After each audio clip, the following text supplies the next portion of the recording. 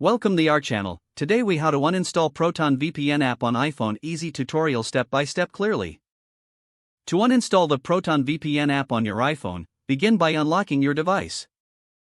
Locate the Proton VPN app on your home screen. Press and hold the app icon until a menu appears. From the menu, select Remove App. A pop-up will appear with options. Choose Delete App to confirm the uninstallation. You may need to tap Delete once more to finalize the action. Once the app is deleted, it will no longer appear on your home screen. To ensure the app is fully uninstalled, go to the App Store. In the App Store, tap on your profile icon in the top right corner. Scroll down to find Purchased. Tap on Purchased to view your installed apps. You can search for Proton VPN to ensure it has been removed from your account. If you need to reinstall it in the future, simply return to the App Store and search for Proton VPN again.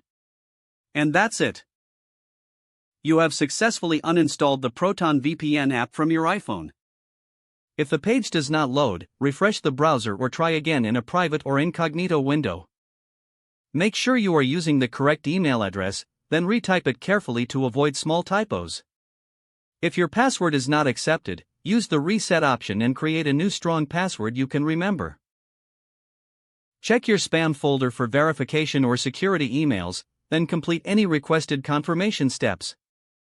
Enable two-factor authentication if available to improve account security and reduce unauthorized access risk. After signing in, review your profile details so your contact information and settings are accurate and current. If you see an error message, note it down and try again after restarting your device and internet connection.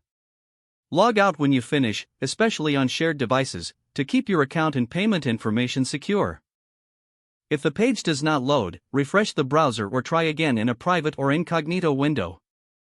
Make sure you are using the correct email address, then retype it carefully to avoid small typos. If your password is not accepted, use the reset option and create a new strong password you can remember. Check your spam folder for verification or security emails, then complete any requested confirmation steps. Enable two-factor authentication if available to improve account security and reduce unauthorized access risk.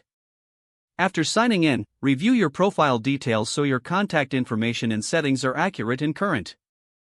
Don't forget to like this video and subscribe to our channel for more step-by-step tech guides.